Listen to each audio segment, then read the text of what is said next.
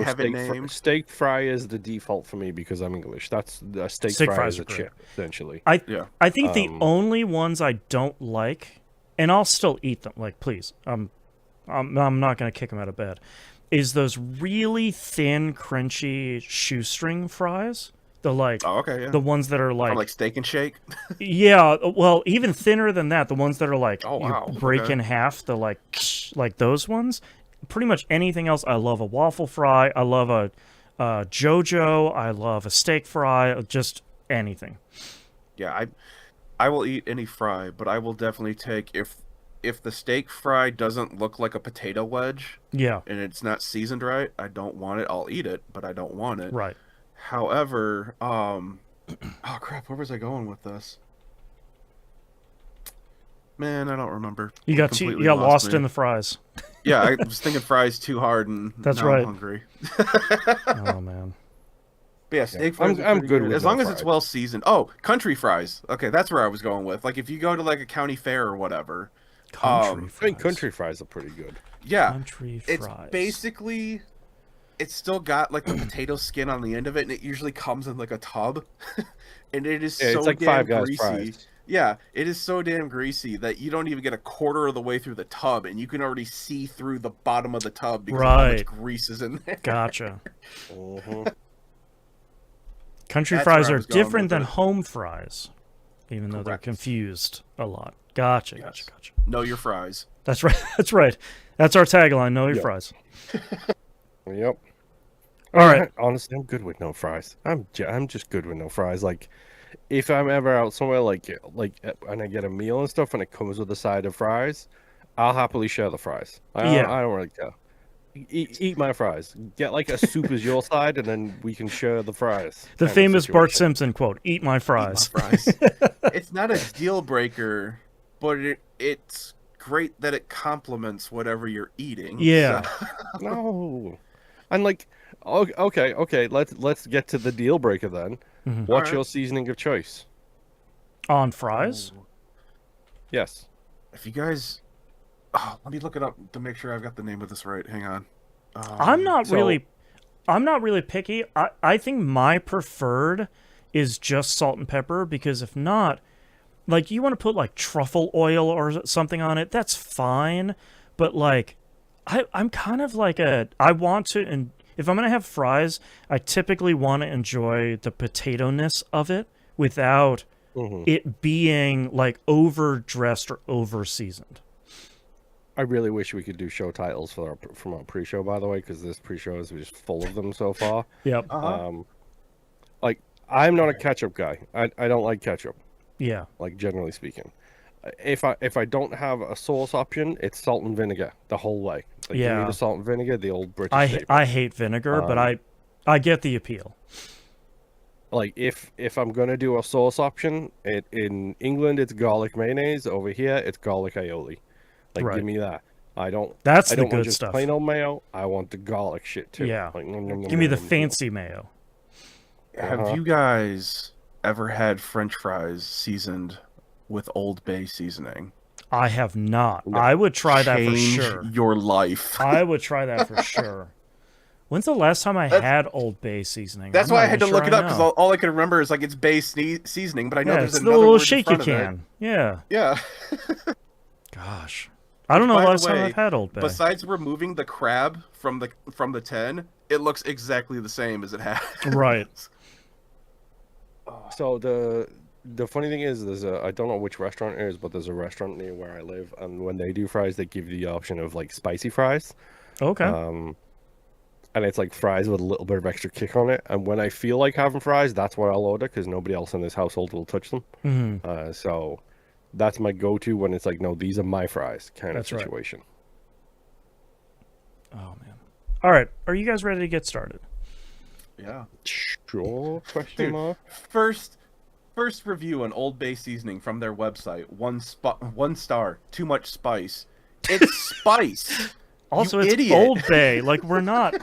That's not too much spice. Like, That's like Did it complaining say that that person saffron was from tastes too much England? like saffron. Like, Yeah, what are exactly. you doing? was Let that me see, I review don't- like? Does it have like national flags next to it? Does it have like a little England flag next No, to that there's one? by any no- chance? There's no anything like that. Let me see what the rest of the thing. No, I would not recommend to a friend. When did Old Bay change its seasoning? No, it tastes like Old Bay. Grew up Old loving Bay it, probably blah, blah, changed the blah. seasoning in 1765. That's maybe So- what you're thinking of. Yep. Merchant response. There has been no formulaic change to our Old Bay seasoning. It is the same thing you bought when we released. Yep. So you know what the answer to that is, don't you? Yeah, it's all the birds. They didn't change it. Yeah. No, they didn't change it. The people got COVID. Yeah, Just like exactly. Probably, yeah. The calendar review, the candle reviews on Yeah, all the of candle the websites. COVID index. 1 star. Doesn't smell like anything. 0 cent. Unrelated. I'm feeling pretty sick. Once I start feeling better, I'm gonna go get me some Old Bay seasoning and There a you bag go. of French fries. I mean, go for it. You know. All right. No one can stop me. I'm an adult. That's right. I have a car. All right. I keep getting fed the picture of a cake, and it says you could just go buy this cake today. You're an adult. What are you waiting for? And it's just You know what? Motherfucker, don't tempt me. You make Don't a good point. tempt me. I could buy Uh-huh. a cake. You're right. I will not be persuaded by memes on the internet. That's right. All right. Let's get started in 3, 2, 1. Welcome to a brand new episode of That Video Game Podcast, aka TVGP. I'm your host, Boston. Joining me as always is Moonpeer Hello. and the Nymph. Hello. Let's put a quick plug here for our Patreon page over at patreon.com/E1M1 or E1M1.cash. Those ones are the numbers. Like usual, we have the exclusive Outcast, the uncensored exclusive weekly episode. We recorded about 30 minutes so far today, so we want an extra half an hour. I'm not going to lie to you, and this shouldn't come as a surprise. Talked a lot about food. Yep, I know already you'd be hungry. like, gasp, clutching your pearls. How dare you talk about food on the?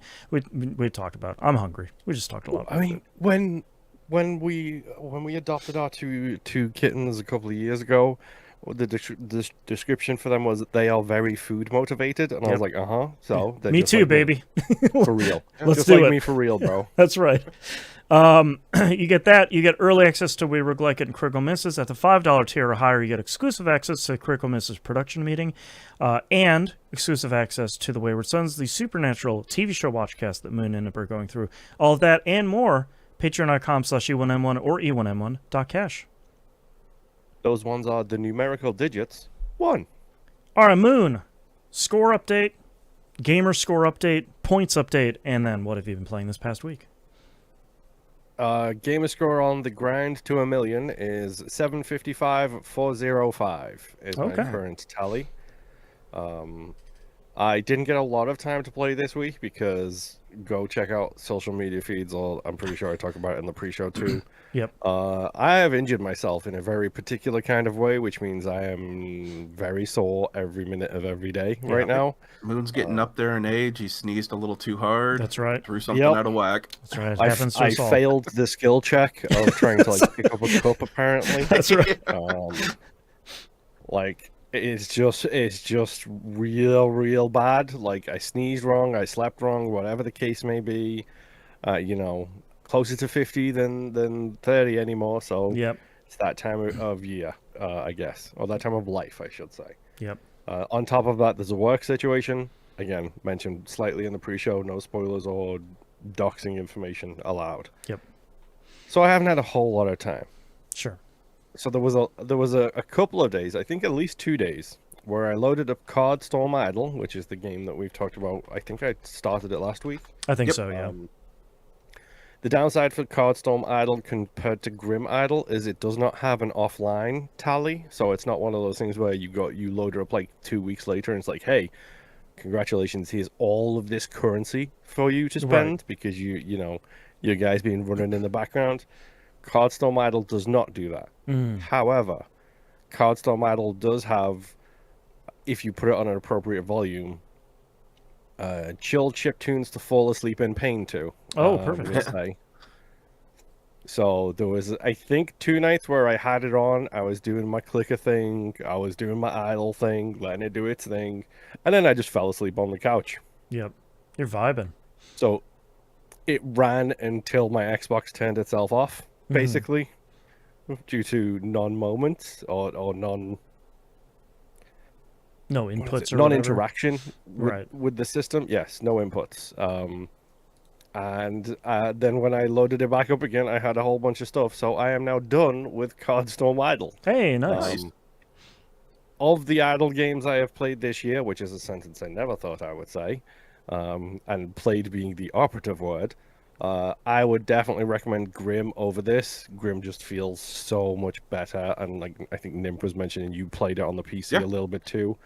I still keep it running in the background every once in a while.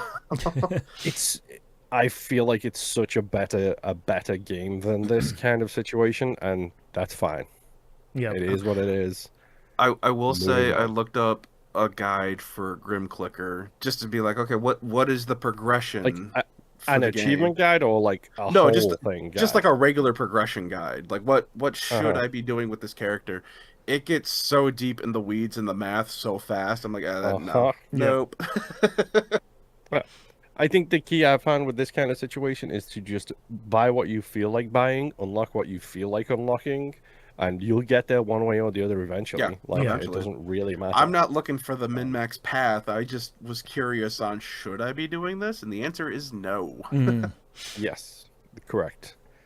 Other than that, the only other thing I've played is Arc Raiders. Again, caveat at the start, contracted generative AI for the voice acting in this. There is a difference. Some of it's being changed. There is a difference. We'll see. There is a difference between that and the plagiarism machine. If you know, you know. If you don't, do that what you want to do. One of my favorite quotes from the CEO of Embark talking about the potential change away from using AI-generated voice acting over to using the real voice actors that they contracted in larger roles was like, oh, it sounded way better than we were expecting. It's like, yeah. It took all my effort to not swear right then, bro. I almost said that. My favorite thing is like, who could have told you that other than literally everybody? Good job, dude. The last horse finally crosses the finish line. Nice work. Yep. Christ. Yep. But I played a little bit of that this week. To say there was some bad runs had is an understatement. Because as it turns out, when you drop solo and when you drop duo, it's very, very friendly. Just like I want. Just like I enjoy. It's incredible. It's like, hey Raider. Don't shoot. Ooh, we've got our microphones on. That kind of situation. Sure. When you drop in a triple stack, apparently I should be treating this like marathon. Welcome to Speranza, baby. Every single match that we dropped as a triple stack, there was a fight. There was a firefight. That's right. They're waiting for you. Every single time. Oh, man. And Rob has this wonderful thing where, like, when we're depending on what we're doing, and 90% of the time we're just trying to do the trials. Sure. Depending on what we're doing, he will say the phrase, because we talk about what loadout we're going to go in with. He will use the phrase, I'm going to go in heavy. And he said that this week, and I said to him, you do realize that every single time you say out loud you're going in heavy, we die, right? You do know that every time. That's the curse. Every time. Without fail. Every single time you say that, we die. Whether it's singles, duos, triples, whatever. You say that phrase and we die. Right. It's like, yeah, I know.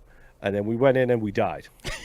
Your guys' equivalent of I've got a bad feeling about That's right. I'll be right back. Wink. Yeah, literally. It is that I hope nothing equivalent happens. directly. I'm only 2 weeks away from retirement. That's right. It's quiet. Too quiet. I've got a kid at home. That's kind right. of phrase. Like, we had several matches where, like, I died so much, bro. Like, so much. And, like, I was trying to teach Justin how to play the game for the second time because we already taught him how to play it once and he forgot. So I was trying to teach him how to play it again. And I'm not kidding when I say, yes, Justin, this is your fault. He got me killed 5 times in a row. Oh, goodness. Okay. It was also my fault for not paying more attention to where he was and what he was doing because I forget that Justin is a child leash gamer where when you're playing something with Justin, you kind of got to keep him close, keep him on a leash, Yeah. and like Take care of your buddy. direct him where to go when he gets lost, kind of thing. Sure. Like that is Justin. Justin, I love you. I would have you no other way, because this is one of the reasons why we love you, despite the fact that you're clearly crazy. And several times he got us into scraps that we shouldn't have been in, and I tried to pull us out of the situation instead of doing the smart thing and leaving him to die. Sure. You can't leave your buddy. Exactly, especially not when he's new and we're trying to teach him and everything else. Yeah. And I didn't know the terminology for this, but apparently Ark has a terminology for the PvP players, and it's called rats. Like, I have heard that recently, yes. if you are hiding and deliberately aggressively trying to hunt raiders, like, people refer to you as a rat. You're ratting. So that's now that's the word that we use whenever someone starts a firefight. It's like, oh, rats. That's fun. I don't know. The game has continued to be fun despite my very distinct lack of progress this week. And distinct actual backstep in progress, because it was just days and days of the worst things happening. But it's also an extraction shooter, and like you pointed out in We Roguelike at Boston, I'm treating this as a roguelike. Right. Like, that's how I have to treat it. A roguelike, however you want to do it. That is how I'm treating this, because that's basically how it is. It's like, yeah, you're going to do a run. You might lose some stuff. You might not. You might end up with a big old payday. But now I have to figure out what golden tier gun Rob lost when we died, and then try and get him a new one of those. Yikes. Yeah, he took one of the really high end guns in, and it's a gun that makes a sound. It sounds like a dubstep gun when it goes off. It's just like blah, blah, blah, blah, blah, blah, blah. I love it. But it's like super distinctive, and you can hear it from across the map. And like, when we went in with me, him, and Justin, I started getting shot at from a distance, started calling out the rats. They'd already snuck up behind those two and put them down by the time I'd even really said anything. So then he lost his dubstep gun, unfortunately, and it kind of... I feel bad now, so I feel like I'm playing the game consistently enough, even solo, where I will get to the point where I get that gun, I'm sure. And when I do, I think, was it the Aphelion? It might be. Whatever it was, I'll just give him one and be like, here you go, here's the gun that I cost you because we played it in a triple stack, essentially. But like, the game is still fun. I like the third-person nature of it. I do like the more friendly nature of it, even when things go horrifically wrong and things go poorly. It's a fun game. I like it. They seem to have tweaked a bunch of values now, too, so like, I'm trying to get my head in on how to take down Rocketeers, which seem to be the best thing to buy. But we'll see how it goes. I'm still enjoying playing it. It is Arc Raiders, and do with that whatever you want to do with that kind of situation. But I'm enjoying it. Have a good time. Yeah. But that is all I've been playing, and I will be right back because my cat is complaining and wants to get let out the room. Okay. All right. So this week, I've also just been playing 2 games. I have beaten Star Trek Voyager Across the Unknown. Oh, okay. I have never stared more intently at a screen than when I've been playing this game. There were a couple of times where I've gotten myself into really bad situations, and I'm like, okay, how do I get myself out of something like this? And it's usually something along the lines of, I don't have the right resource for something, I'm running out of energy. The best thing with the warp core is you are constantly, every cycle, you're using a set amount of energy and resources depending on what you have set up and what you're running in the ship.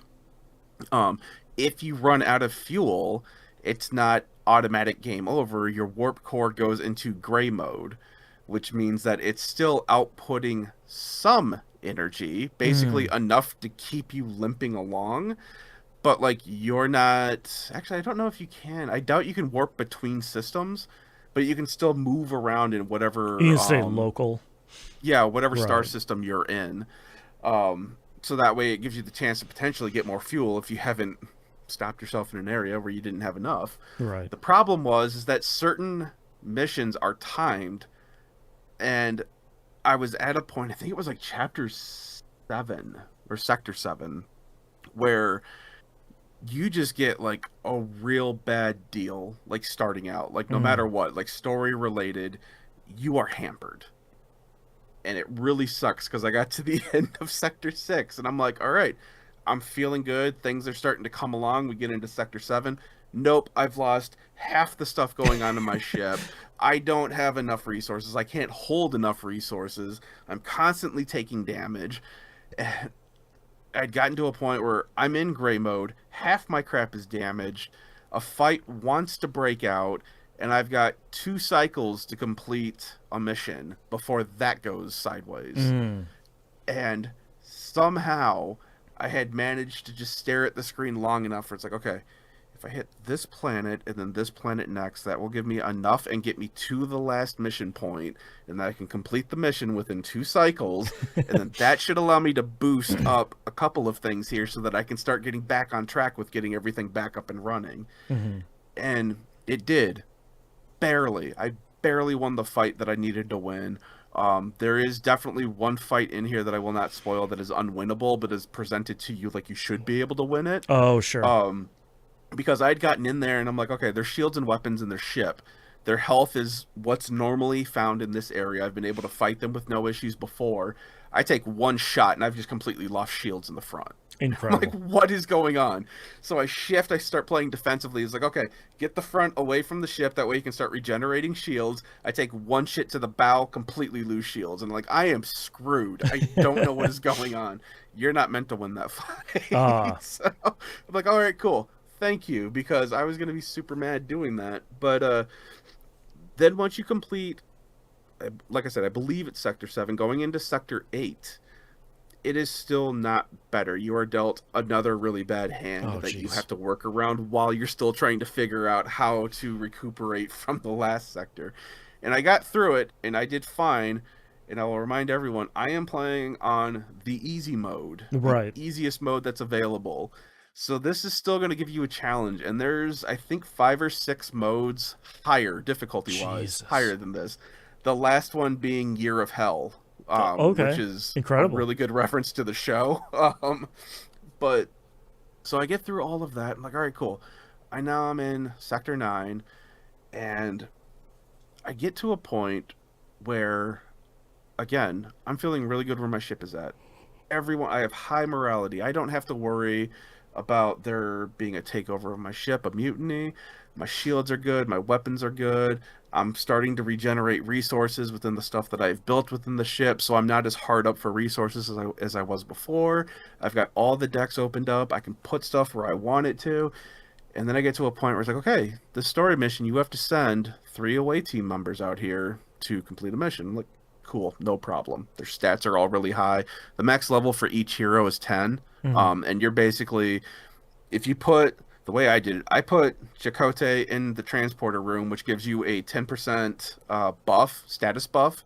Ooh. So all of the buffs that the heroes have increased by 10%, and most of them were maxed out. So it's like I'm basically sending an away team with godlike stats down here.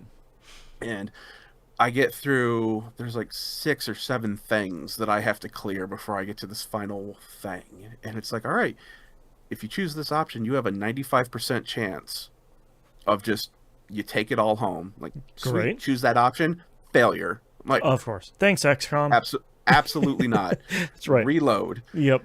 Go through it all again. Had a couple different failures, couple different successes. This time around, get to that last option, 95% failure. I swear to God. I run this thing 6 times before I got a 95% success run on that stupid thing. First try. Like, we love it. Yeah, exactly. I'm like, what is going on? Oh, my God. And look, I was there in the trenches when XCOM first came back out, and we were all arguing with quote-unquote math and statistics people on the internet about a 99% does not allow for this many failures. Exactly. In a game. And that is exactly what I was feeling, trying to get that 95% of, this is just some XCOM BS right here. Yep. So, oh, my God. I get through all of that. The worst part was, though, that 95%, though, every time I failed it, the 3 characters that I sent down die. like you don't get them back. Oh my god. Okay. So that's why I was like, no, we're we're not doing this. this. Like that should have succeeded. Right. So, and this is like the only time that I've really felt it. There's been a lot of times too where it's like, all right, this is like a 60% chance. I'm expecting this to fail. Back to back on 60% succeeded. Nice. Like, all right, I'll take that. So, I mean, it does go both ways. Right. This just happened to be the most egregious of them. So I get through all of that. I get to the final sector. There's 12 sectors throughout this game.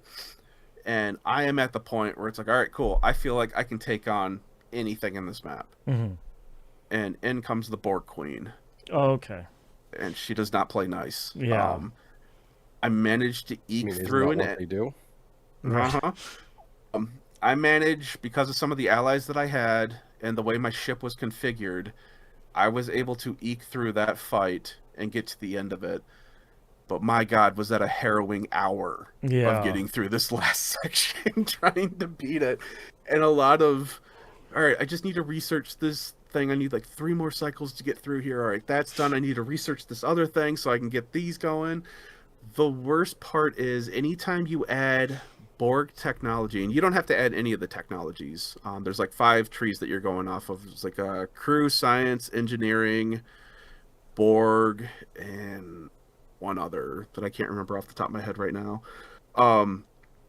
Anytime you build anything Borg related, it's an automatic negative morale to it. Sure. Not anything massive. Like building the regenerative alcoves, it was like every cycle you're getting hit with -2 morale. It's like, all right, I'll eat that. I'm currently making like 100 positive morale, whatever. Right.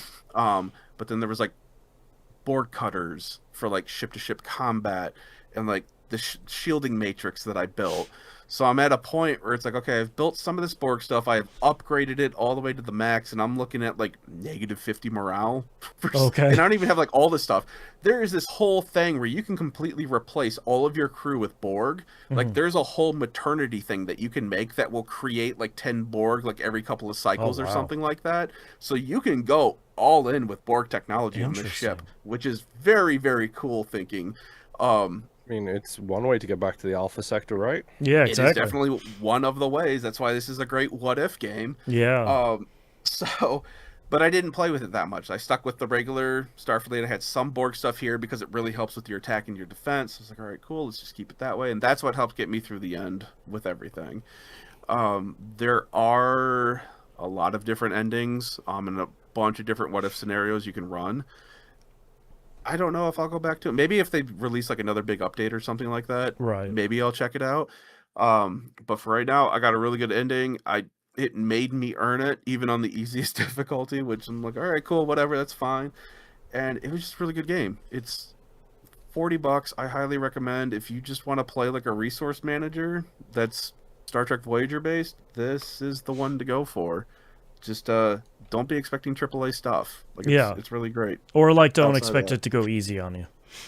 No. There are people who I have seen on like the Reddit for this that are like, the Year of Hell is exactly what it says it is. It is the most difficult thing you will try to do in gaming wise. So there is not a trophy tied to that or an achievement. So so you don't have to worry about that. It's just a challenge if you want it. So. Right.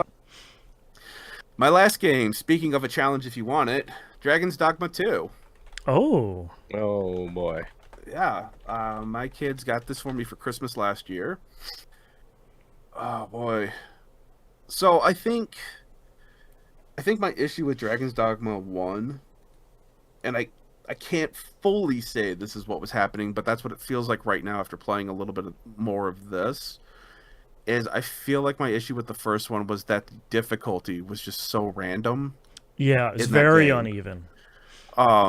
You would go in there and you would fight a Cyclops, have no problem. You would find another Cyclops, and it would just wipe the floor with you and your pawns. Yep. Same thing with like goblins and stuff. Like you would fight like 5 or 6 goblins, have no issues. The next time you see 5 or 6 more goblins, like you are just getting wiped. This one I feel like still has that a little bit, but it's not as bad. It's not necessarily easier, but it feels like it is a little more straightened out. On the Right, a little bit difficulty more bit. even. Yeah. So I created in this game you have the option of being able to create a beastkin. So I was like, all right, cool, I'm going to do that because you didn't have that option in the first game. I'm going to check Right. that out.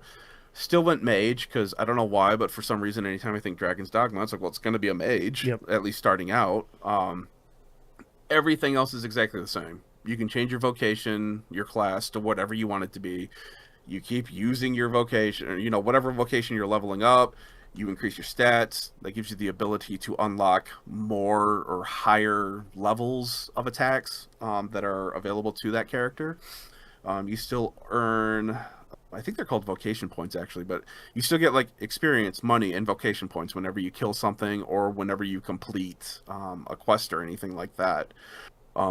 Your pawn, you still make them. You're basically making two characters, your main character and your pawn. Yeah. You're still grabbing pawns from the rift. Like anytime you see them, it's like you even see them walking around in the in the world, which you did in the first game. The only thing that sucks about them in this game, I don't remember them doing it in the first one, is anytime there is a pawn in the world, it will stop you, and it will try to like advertise themselves to you, and it like completely pulls out their menu with like their Good stats moral and adventurer. everything. It's like, nope, I'm in the middle of something, man. I've gotten as far as like I will run around them, and I had one that still chased me down to be like, "Hey, how would you like to team up with me?" I'm like, Right. "No." Welcome to EA Store, traveler. Go away. Yeah. Come on. So I was like, okay, so that part's weird. Yeah. Starting out, you are a slave, it seems like, and you are stuck mining in a mine to do whatever. You're not really told why you're there. Obviously, your character has amnesia, so you know you don't know why you're there. But as they start giving you like the general controls of like, this is how you pick something up, this is how you can attack a wall to get whatever.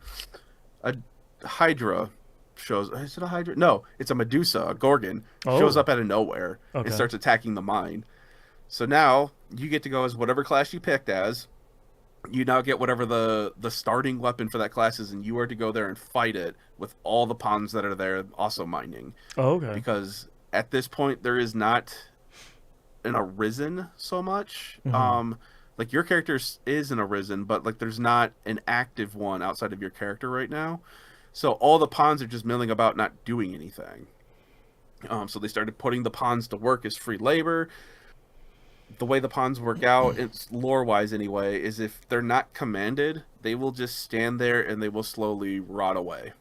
Okay. Basically. So there is, story-wise, it's a little iffy on what's happening, because there's like this whole cutscene that you're watching. They're talking about how an arisen has shown up. It's not your character. And now they're like a king or something like that. Like they're royalty of some point now because they are an arisen, which isn't how it worked in the first game. Right. Now that I've made it to the first major city, there's a city guard there that we were talking to, because since you've been doing all this stuff out by yourself, like these guards come and find you, like, hey, we need to bring you to the capital because you're like claiming to be a false arisen.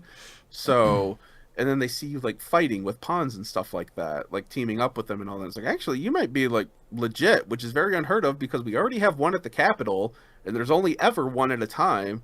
So it's really odd that there's two of them all of a sudden. Guess what? The one at the capital is not really an arisen. Gasp. Yeah. So you get brought to the capital, and the guard there is just like flat out, no, this is a false arisen. I will take them. You guys go away. You get brought into this back room, and all of a sudden the guy's like on a knee, and he's like, my liege, blah blah blah. I knew you were the real one, and you get like this whole back end story I'm not going to get into right now. It's like, all right, cool. Basically, you are hiding the fact that you are truly arisen because a lot of bad things, royalty-wise, will start happening to you if other people start finding out that you are the arisen, not the person who's currently in the castle. Right. It's like, all right, cool. I don't need to deal with any of this, but also this is more stories so far I've had in the second game that I remember getting in the first game. 100%. Yep. Yeah, so it's like, okay, they've got like this whole other thing going on. I found out as I was playing, you cannot swim in this game. This weird, the like old Assassin's Creed rules where you Yeah. hop in water and die. Yep. It's not even that. It's like as you get deeper into the water, once you get about waist deep, like this red goop stuff starts to show up around you and starts to like pull you down. Oh. And you get like this warning thing that like a tutorial page that pops up that just says, "Hey, don't go swimming. Don't let your ponds go swimming because this thing will kill you and something bad will happen." It's like, okay, so stay out of the water. Wild. Okay, I can do that. My new favorite thing is to grab goblins and throw them in the water because they can't swim. Incredible. Yes, I'm a monster. Yeah. Sue me. As I'm playing as a mage, though, I have learned all kinds of new abilities. I have basically a flamethrower, a high-end flamethrower, because I've upgraded it. I can call down lightning, and if I keep hitting square or triangle, I can keep calling down lightning until I run out of stamina. Or I can do this cool other thing with ice, where basically my character swings their little mage staff like a golf putter, and all of a sudden, like this ice just blows out of the ground, like spikes first. That's fun. And if it is a small creature that you hit with that, they go flying. That's great. Either up in the air or straight backwards. If it is a big creature that you use that on, it will either stop them or slow them down. Because I used it on a Minotaur one time, and it kind of slowed it down, but it broke it, and I did not know this, but apparently when it breaks, it leaves like ice chunks around that anyone can grab and throw, and that thing grabbed an ice chunk and threw it at me. I was like, okay, learned my lesson on that one. Yeah. So, yeah, so running around right now, I've just been doing side quests, like random side quests that I've been finding.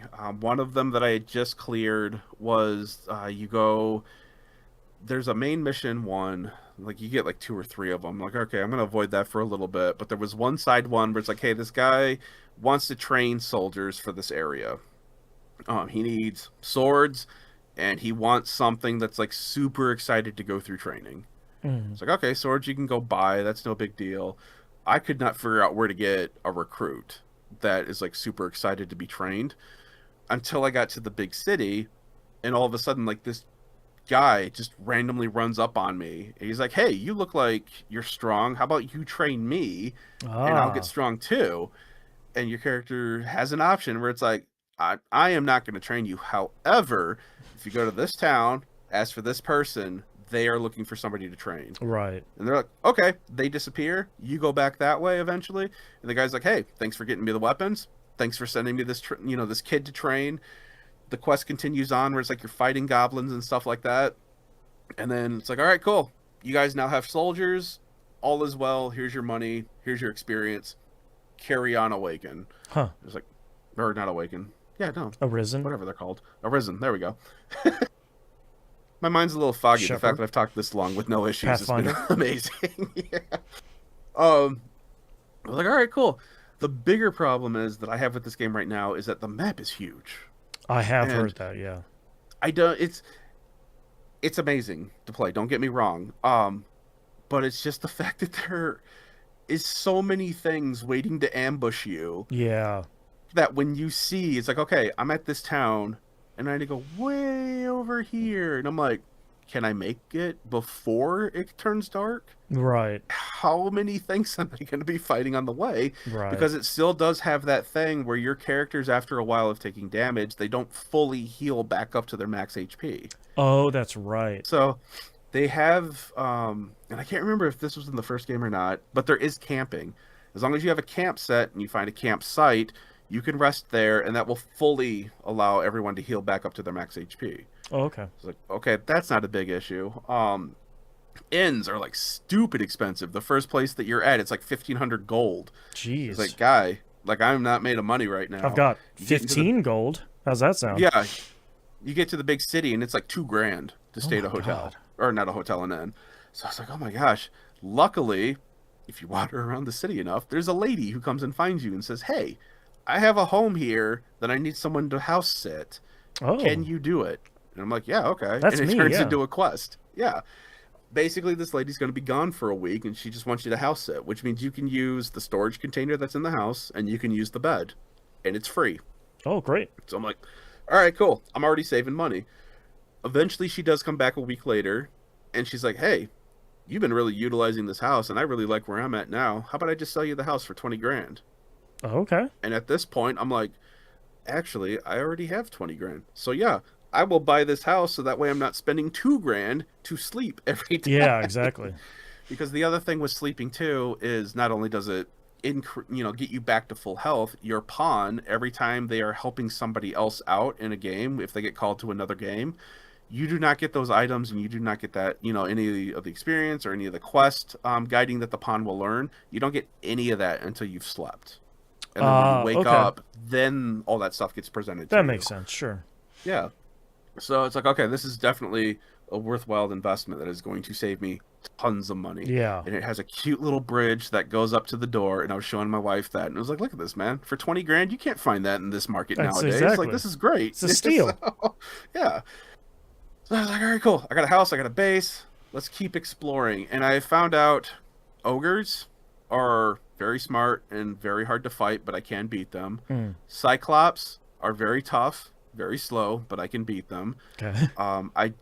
Goblins are fine. There are these weird type of goblins that look like they have moss growing on them that will hide, like on the ground and stuff. And when you walk by, they will ambush you. Oh, okay. Those have scared That's me a kinda time cool. of two. Yeah, It that is cool. Monsters will ambush you all the time in this game. Anytime I go into a ravine or anything, I am always looking up, waiting for something to start Yep. throwing stuff down on me. Harpies are not that difficult to take on. Griffins, so far, I have not successfully done any kind of damage to a griffin. All I've successfully managed to do is make it angry. Right. And they will chase you for a very, very long time. Oh, jeez. I was fighting. Well, no, I was not fighting. I was angering a griffin in a field. And I'm like, okay, I am doing no damage. This thing picks up on the ground and starts dive bombing me. I'm like, I am taking so much damage. I need to get away. I go running into town to get away from it. And the thing is still trying to dive bomb me in the town. Guards are trying to help fight this thing. There's like those big crossbows. Yeah. Starts with a B. I can't even think of them now. They're shooting down at this thing, and the griffin does not care. It is homed in on me. Incredible. Eventually, I run into my house to get away from it, and it does eventually disappear. But that was among one of the scariest things. Like, I hadn't saved in a while. Saving is, you save all the time, because it's either you respawn off of your last save file, or the last time you rested at an N. Oh, And it sure. had been hours since I had done either. Oh, So boy. I was like, all right, learned my lesson. Do not mess with griffins. Yeah. You can still jump on everything like you can in the first games, and I That's think great. there is a trophy for having a griffin fly you like a certain amount, like a certain distance Oh, or something that's like fun. that. So I was like, okay, this is all crap that I will eventually figure out later. But the last thing I'll talk about is your NPCs in this game can die, Right. and you can still bring them back to life, which I believe was something that could happen in the first game as well. You have to use a wake stone, and That's as you're playing the game, you will find wake stone shards, and if you find 3 of them, they will combine to make a full wake stone, and that can be used to revive NPCs. And I had found in the big city, there's actually like a catacomb area that I think is like 4 levels high, and there's just like tombs everywhere that if an NPC is dead, you just have to go in there and try to find them. And I'm talking like Oh. I could kill an entire Yep. town and probably not fill that whole thing. Like I think Oh, wow. they're expecting some of the crazy people to go on a mad rush, but be able to revive them as needed for like a quest or whatever. Oh, interesting. I am not one of those people though. No. However, what did happen was I was out at a distant village, and they wanted me to go down into a cave by the water, the ocean, to kill these lizards. They had said that they already sent guards in there. That was like a day or two ago. They haven't heard back from them, so now you're kind of going in there to help out. And I clear them all out, and there is a dead named guard there Mm, that I did not kill. They were just already dead. And I'm like, well, right. crap. So I pick up their body because I'm like, well, I'm gonna have to revive you. I didn't have a wake stone on me, but I have them back in my my storage container. So I'm like, I will just bring you back to my house, which is stupidly far away, I realized after getting halfway through doing this. And I will revive them because I, at the time, thought that they were part of this quest. They were not. So what this entailed was going back through the cave. I am carrying this body on me and just like full on haystack over my shoulder. Right.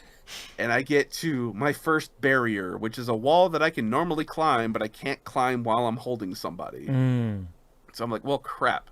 How do I get them out now?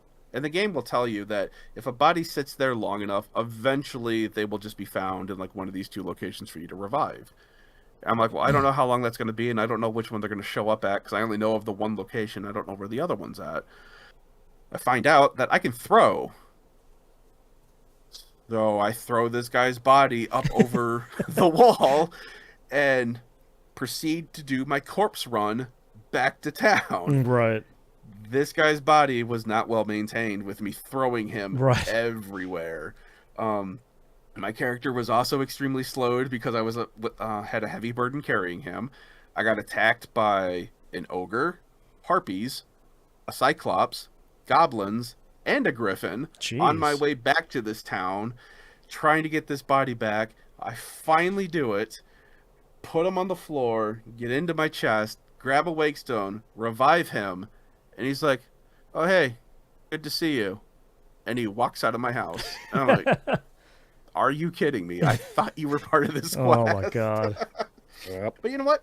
It's a fun little adventure that I had, and it presented a weird challenge that I don't think I've ever had in another game before. You never know if you'll need him for, like, a quest 30 hours from now. Exactly. Right. So, he is alive and he is doing well. Yeah. I don't know where he's at right now. Right. But hopefully he's not in a ditch somewhere else. Yeah, exactly. So, but yeah, that has been my experience with this game, is just not trying to die and finding all kinds of weird stuff. I actually had a pawn who was aware of the story. One of the ones that I hired was aware of the story, and they were leading me through an area, and they led me through like the most backwoods area, through caves, all this stuff, just to get to a location. And I'm like, I'm pretty sure we could have just followed the road to get to this town. Right. But we've gone through all this other stuff that I wouldn't have normally explored because the pawn just kept saying, hey, keep going this way. Here we go. And they were taking the lead. Every time they would get a certain distance, they would stop, turn around, and be like, hey, this way, let's go. And it's like, okay. So it's been very fun so far. Yeah. I am not feeling whatever the weirdness was from the first game that kept stopping me from playing it. And even I don't even 100% know if it was the weird difficulty spikes with the first game, but something just felt off, which is really weird because everything in this game should be for me. Yeah, it's like made for you.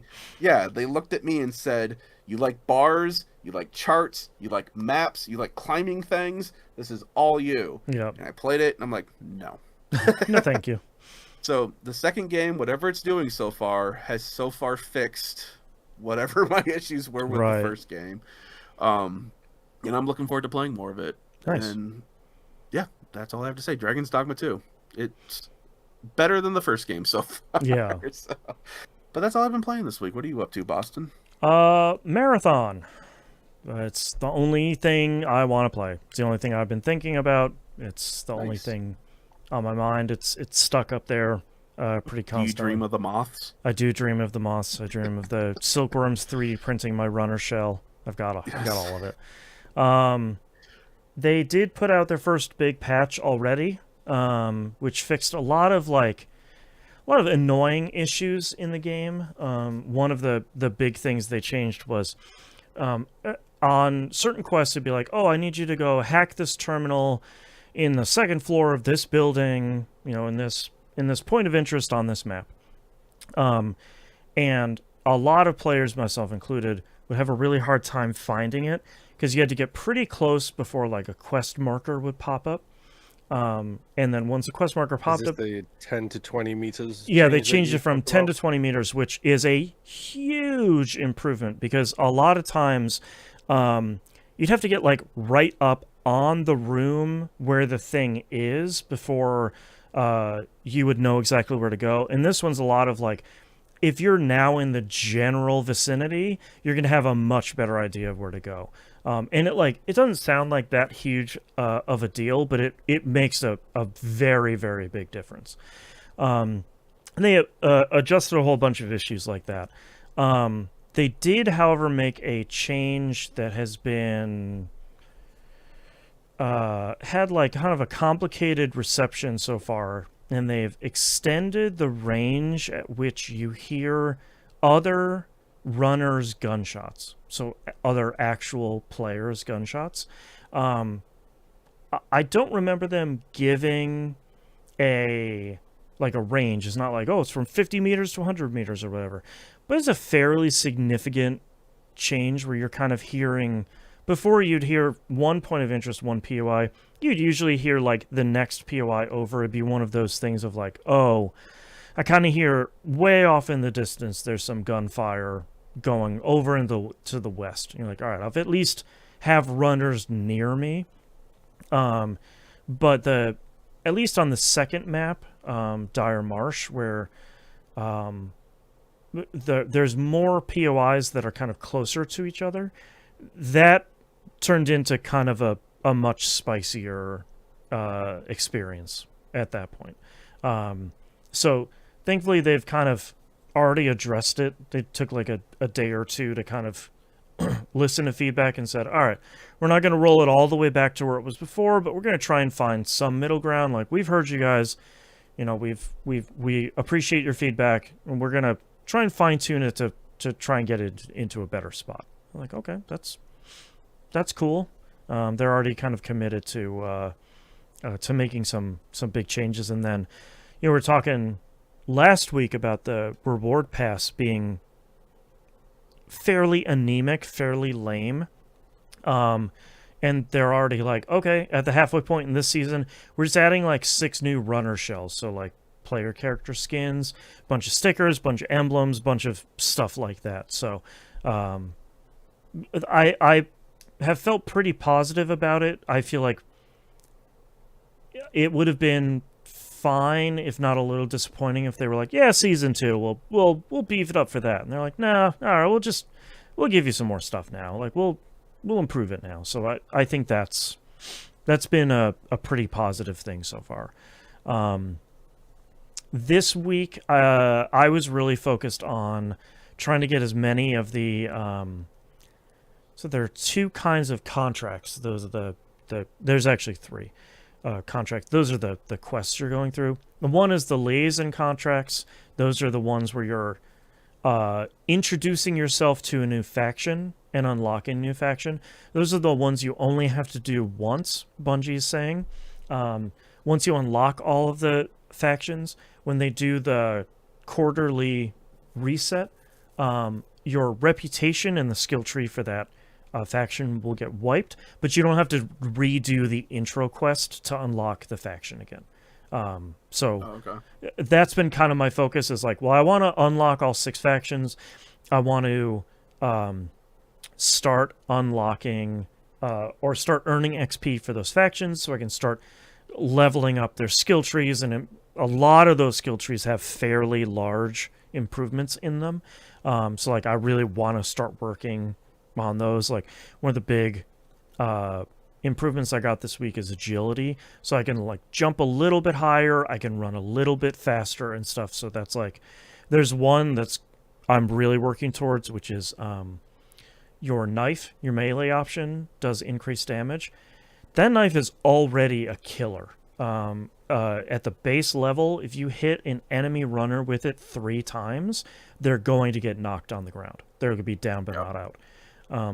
Which, making that even stronger sounds fairly nasty. With the skills that you can unlock with each of the companies, the factions, factions. Mm-hmm. Are they always active if you if you had 2 different ones from 2 different factions, or is it only if you're working on a current faction those current unlocks are running? Oh, they're always unlocked. Yeah. Okay. Because curious about that. All you're really picking when you're picking a contract. So the thing about Marathon that I actually really like, because it's like a double-edged sword, is you can only run one contract at a time. So you only have one quest that's active. You're still gaining XP for all of the factions, because like each faction values a different thing and rewards XP for that. Like one faction will give you a little bit of XP every time you open like a tool chest in the world, or you open a folio, or you like ping an enemy runner or something like that. Or Arachne, every time you kill an enemy runner, you get extra XP for Arachne. Or every time you use a finisher or you loot an enemy runner's bag, you'll get extra XP for them. Cyberacme, the first faction you unlock, you get extra XP with them every time you successfully exfil.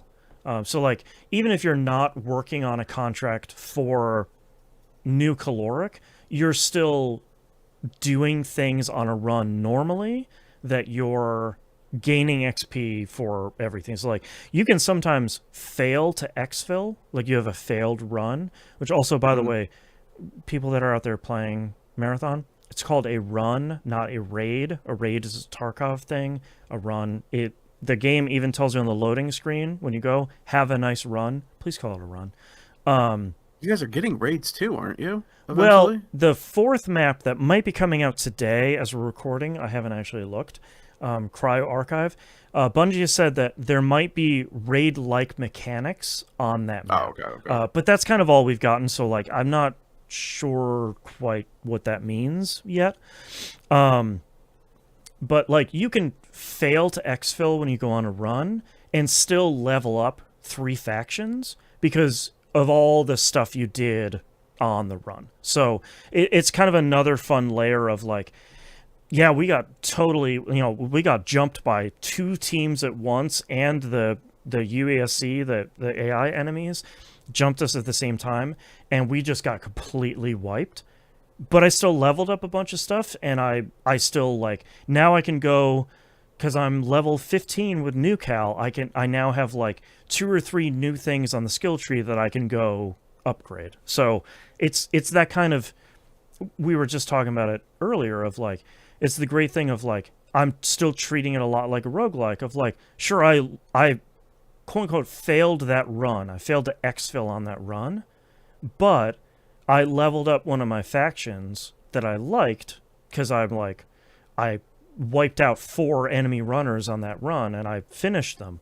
So I leveled up Arachne, and now I have a bunch of new skills I can upgrade in that skill tree, and I already have the materials to do that in my vault, so I've already made progress. Nice. So that stuff feels really good. And I like a lot of the contracts so far. The spiciest ones so far have been like, you need to, in a single run, do X, then Y, then Z, and then exfil. Those are the ones that you're going to be running like 5 or 6 or 10 runs kind of back to back and not have it happen. That's the hardest quests in Arc Raiders too, is the Yeah. ones where if it starts with in one run, I'm just like, Yep. And like, I'm trying not to get tunnel vision about it, of like, all right, I need to make it to this POI and I need to do this thing and I'm going to try that every run. Because for 99% of contracts in the game, you're sharing progress with your other party members. So like, even if you're not working on something for yourself specifically, you can help out one of your friends, where it's like, oh, we're closer to this one POI, and you've got this quest, let's knock that one out for you, and maybe in a run or a couple of runs we'll land next to the POI I need, and then we'll do that then. One of the other things I like too with helping your friends with contracts is you get a third of the faction rep for the contract that they're fulfilling. So if they're doing like a new caloric contract and every step of it gives you 150 reputation for that faction. So like they finish it, they get 450 rep, which is probably going to be an entire level. You're getting a third of that reputation for yourself automatically, even if you weren't doing that quest. And if you're doing that quest, it's just that contract. It's adding that on top of the stuff you already got. So if you're getting 450, cool. You're getting 600 on top of that. So like it's really incentivizing you to help your party members, whether you're on Discord with them or if you're just kind of doing a pug. And I like that quite a bit. Because again, even if you failed to exfil, but you helped your friend complete a quest, as long as they didn't need to exfil for that quest and they completed it, all of you are getting faction XP. It's like, okay, great. And you're getting season XP, you're getting a whole bunch of stuff. So it's like, I think it really goes a long way to kind of like taking the sting out of failing a run in that roguelike way of like, okay, I lost a run in this roguelike, but I earned enough XP or currency or whatever to get to the next thing in the meta progression. I'm doing the same thing here in Marathon. So that has been pretty great. They did make a change to one map this week, that outpost map, that third one that's very vertical. It's interesting because we kind of like didn't know what we didn't know as a community. The main feature of Outpost is the pinwheel, and it's this big, huge, tall structure in the middle of the map. It has 3 or 4 wings on it. And if you look at it from the top, it does kind of look like a pinwheel. And we kind of knew 2 ways to get into it. There was this one kind of main entrance where you would get these key cards you would find, and you'd scan them in this thing and open a big door and blah, blah, blah.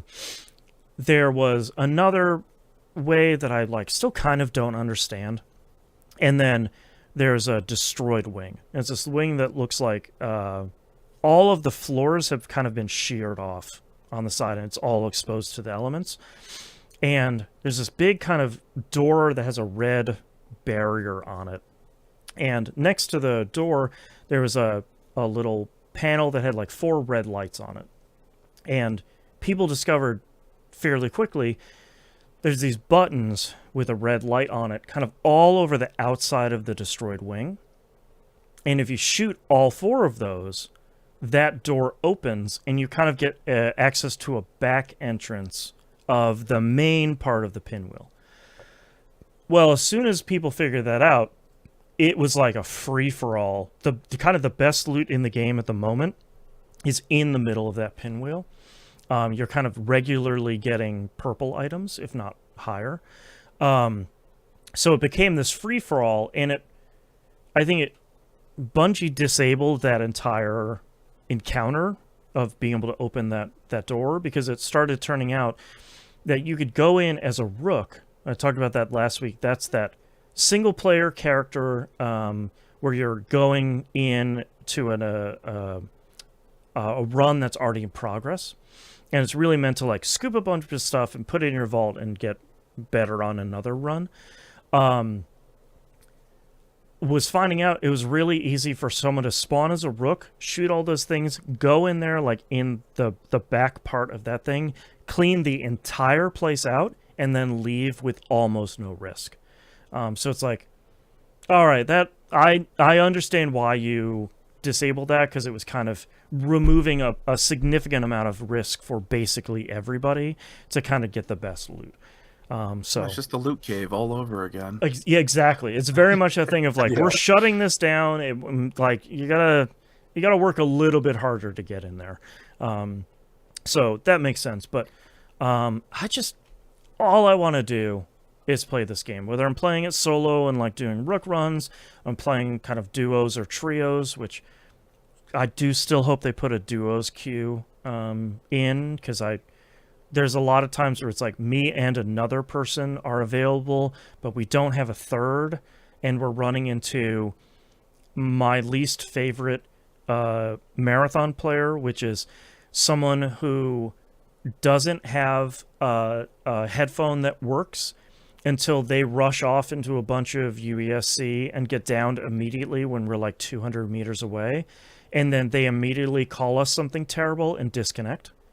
And it's like, okay, you just did that to yourself, man. Like, you can't be mad because you just ran right into the enemies. You got to keep the spirit of Leroy Jenkins alive somehow. That's right.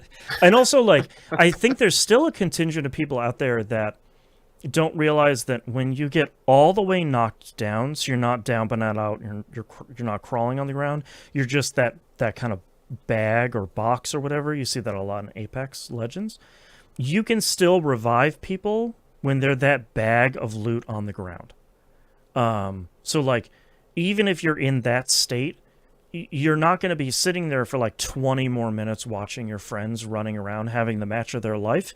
Like, they can still... It takes, I think it's like 3 times longer to res them, but you can still res them even in that state. So, I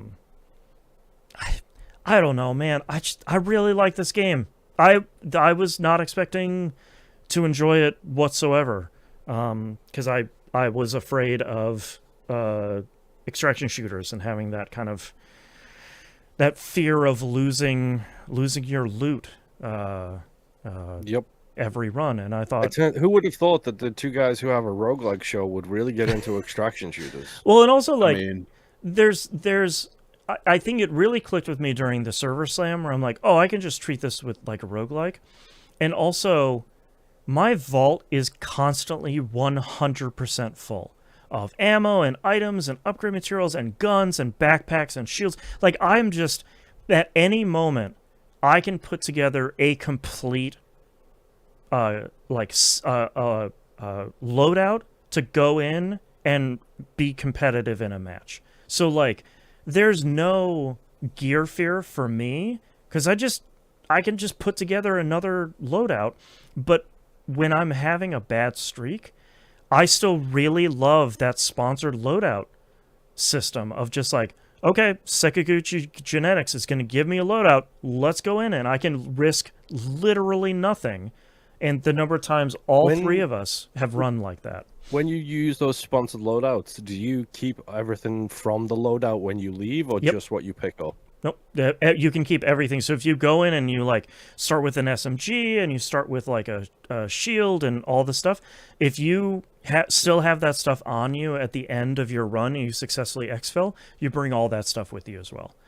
And if it's the first time you've extracted from that faction with a specific runner shell, you also get a shell skin as well. So you get like a sec-gen skin for triage or whoever, because you successfully exfilled starting with one of those sponsored kits, which I think is a really cool idea. So, like, I think it's really great that you have multiple options to risk virtually nothing in a run. Like, all 3 of us are like, we're just having a bad couple of runs. We're going to go in with a bunch of sponsored kits. We're going to try to do whatever contracts we're working on. And if we get out with a bunch of cool stuff, great. And if we don't, I risked literally nothing except for at most 10 minutes of my time. And I that helps so much for me. And I'm just having a blast. And I'm really enjoying it.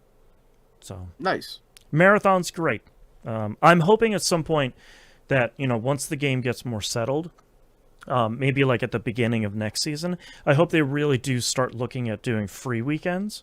Because I think this is very much one of those games that I think you need to like actually play it for yourself and get like a couple of hours in to like really get your hands on the game and say like, oh, no, I actually really do like this. I just needed to actually play it. And I hope they do start doing some free weekends at some point because I think that'll help a lot of people. But that's all I'm playing this week. We don't really have that many releases here, so let's kind of blow through these here fairly quickly. First up, release for the week of March 16th, 2026, Starship Troopers Ultimate Bug War. with an exclamation mark. Coming out on PS5, Series Console, Switch 2, and PC. This is the boomer shooter one, right? It's the first-person shooter, kind of retro styled one. I love that each of the trailers call it the most realistic depiction of war ever, which is really great, and it sort of looks like a PS2 game. I think that's a real good like wink and nod moment. Everything on this looks fairly straightforward. I mean, I'm sure this is a good time. I just haven't really seen any kind of dedicated impressions about it that I could find. But, you know, I haven't even heard anyone talk about that Helldivers spinoff. Well, not Helldivers spinoff, but they released a Starship Troopers. I think it's Helldivers. Yeah, type I can't even of remember game. what it's called. Oh, Yeah, I don't remember what that was called either. But I know it came out, and a couple people were like, "Yeah, it's pretty good," and then I just never heard anyone talk about it again. Yeah. Also coming out this week is the console ports of Dread Delusion, coming out PS4, PS5, Xbox One, Series consoles, and Switch 2. This was a really big PC hit in 2024. I think it was late 2024, where people are saying like, hey, if you really loved stuff like Morrowind, and you kind of love these like first-person kind of old-school PC RPGs, this is one you really need to check out. And people seem to have really, really, really clicked with this one. So I'm happy to see this is coming out on consoles. I love the fact that the world looks nightmarishly polygonal. Yep. And the spell textures are ridiculously high end. Yeah, it's really good. Apparently, it like really leans into the kind of like 90s/2000s kind of PC aesthetic of it, and kind of has a lot of fun with that. So that's Dread Delusion. I've heard that's pretty good. MLB The Show 26 is coming out for PS5, Series consoles, and Switch 1. I don't, at the moment, doesn't seem to be a Switch 2 release, which is really interesting. It also, I believe this is the first year, I don't think it, last year, this is not Game Pass day and date this year. It wasn't Game Pass last year either. Okay, that's what I remembered, but I couldn't remember exactly. So, I don't know, man. These games have consistently been reviewed and received really well. If you're a baseball fan, you're probably already pre-ordered this anyway. You might be playing it already, anyways, with how like the early releases for a lot of these games go. But these games all have seemed fairly incredible each iteration. So. Got another one. Enjoy. Hope it's great. Next one here, the big release of the week is Crimson Desert. Comes out PS5, Series consoles, Mac OS, and PC. If you haven't seen this, go ahead. So, like, this is a game that I had zero interest in because it's the single-player version set in the same world as an MMO, which is Crimson Desert Online, I believe. That's is the version. That's Black Desert. Black Desert Online. Yeah. And then all of a sudden, all of the early news on this seems to be, hey, yo, this is incredible. Yeah, it's like, I feel like all of a sudden, in the last couple of weeks, everybody is like, oh, actually, this is one to watch. This is really wild. And I think part of it is because it's not an RPG. It is an open-world action-adventure. There's no XP you're gaining. There's no skill trees. There's none of that. It's just an open-world, giant, incredibly feature-rich hack-and-slash action RPG. But then there's also like a lot of weirdness about like the console releases of this game. Oh yeah, like not from the publisher, but from like people who are also saying it's like, okay, yeah, this looks really good, plays really well on PC. But then everyone's like, all right, what's going on with console? And I've seen like a bunch of weirdness from, of course, gamers Capital talking about G this gamers. game, and I'm not exactly sure what is going on with it. So yeah, I don't know. There's this weird. There's still this weird thing of like these kind of big open world games that release on PC, and then there's this kind of like. There's almost this like defeatist attitude of like, well, of course it's going to run like crap on consoles. And it's like, it's not even out yet. Like I don't. Where like what are you making this out? Games. People said that about The Witcher and Cyberpunk. Yeah. Yeah, And yes, exactly. they run like garbage. But look Right. where they are now. Right, and also like Is so many of these games genuinely run really great on console. Like it's not the like Xbox One or PS2 days. Like that's not. These are great running games. is Digital Extremes the one that goes through and like playtest and compares No, games that's to like the different? No, Digital Extremes is a developer. You're talking about. Oh, Oh but you my guys God. know who I'm talking I about. do, and I never remember their Oh. name. You know, Apparently, the devs for this game was like, "Hey, we sent them a copy of the like all versions of the game. Mhm. Like, wait for their article. Don't take our word for it. See Right. what they say about it, kind of thing." So that I don't Digital know why. Foundry. I just Foundry. remembered. There we go. Digital Foundry. So I don't know why why there was like this weirdness about it, but I don't know. People are so weird about it's out some there. of these releases. It's yeah. very odd. Next release here, Death Stranding 2 on the Beach is coming out on PC. I don't need to summarize this one because it was on both NIMP and my top 10 list last year.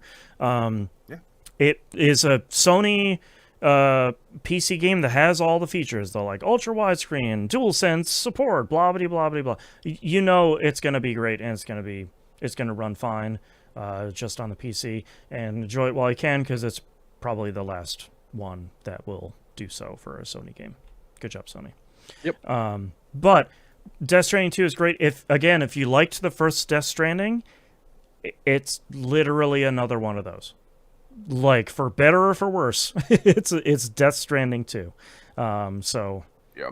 go if check you're on that the out. fence thinking the controls or the mechanics felt a little off in the first game, but you're still interested in trying it, I would say it's still worth checking out the second game because it improves a lot. Yeah, exactly. If Death Stranding 1 did not click with you at all, this does nothing different for you.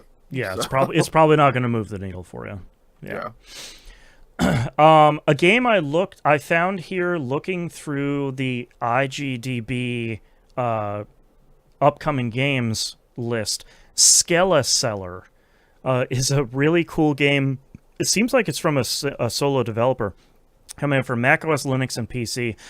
They call it a laid-back idle game where you're a skeleton shopkeep who dies and has adventurers go into the dungeon to collect loot for you, so you can sell that loot in your store and like raise your stats, grow the city, and like get more and more adventurers attracted to the city to kind of keep getting the city bigger and do more adventures. So it's this really kind of cool looking solo developed. They call it like a light idle game, a laid back idle game, where it's like not completely idle, but it's not, completely interactive either. So that's Skella Seller, Skele Seller. So that game looks cool. It's also got a demo on Steam. Perfect. There you go. You should go check out that game. Also wanted to put a quick note out here as well, that Hollow Knight Silksong gets added to Game Pass this week. So if not, I'm assuming that's Game Pass standard because it's been on Ultimate since the day it came out. it appears so. Yeah. So if you have one of the kind of lower tiers, then it looks like it's available on a wider release now. If you haven't played Silksong, you should go play that game. That game is incredible. It's pretty great. All right. That's all the releases we have for this week. I don't have any news stories. It's like 90 degrees in here, so I want to get going. If you'd like to visit us, you can do so at tvgp.tv. Everywhere to find and follow us is on the right-hand side of the page. Don't forget to join our Discord server, discord.tvgp.tv. Everybody there is very cool, like we talked about earlier. They are also very food motivated, so if you're going to join the community, the best way to introduce yourself is talking about your favorite gross food or gross drink. That will... everybody over there is very cool, but I think that's like a little bit of bonus points there. Yeah. Start off with what your favorite pizza is. Yep, perfect. See, you can't go wrong with that. If you'd like to support us, you can do so over at patreon.com/e1m1 or e1m1.cash. No one's other numbers. The $5 a month tier is the recommended one. Anything above and beyond that is greatly appreciated. If you can't support us over there, the best thing you can do is follow us on Twitch. We live stream this show every single week at around 2:30-ish p.m. Pacific. Twitch.tv/E1M1 Network. Like, comment, subscribe on the YouTube stuff. The YouTube channel keeps growing very nicely. And rate us positively on your podcatcher of choice. I keep saying that every week. I really do mean it. That really, really, really helps not only this podcast, but any podcast you listen to that you want to give a little bit of help to and continue to see them succeed. That really, really does help. I think that's it. So we'll see you all next week. Bye. Tell your friends goodbye. Bye. All right. Nimp, what titles do you have? I have failed the skill check. Closer to 50 than 30. Doing my clicker thing. And keep the spirit of Leroy Jenkins alive. All right, Moon, what do you have? Food motivated. Just like me, FR, because you have to say it the way the kids say it. I failed the skill check. There was a firefight, child leash gamer, XCOM BS, and the loot cave all over again. I failed the skill check. I'm gonna go in heavy. I was angering a griffin and keep the spirit of Leroy Jenkins alive. I kind of like I'm gonna go in heavy. I have like a little bit of a soft spot for that one, but I'm not married to it. I'm good with that one. Yeah, it's got a good mouthfeel. Also love the idea that it's just like this curse that you're gonna be like, I'm gonna go in heavy. And it's like, no, bro, what? Like, why you gotta do that, man? Oh, come on. Yup. So good. All right, I'm ready. I think I'm ready. Alrighty. Let's get started in 3, 2, 1. This is That Video Game Podcast, episode 960 for March 16th, 2026. I'm going to go in heavy. Don't read the book made of skin. That's why I brought 3 pizzas. All right. Thanks, everyone, for coming and watching and chilling and chatting and relaxing all cool. We'll see you all next week. Bye. Was that a deliberate reference? Uh-huh. Yep. Bye.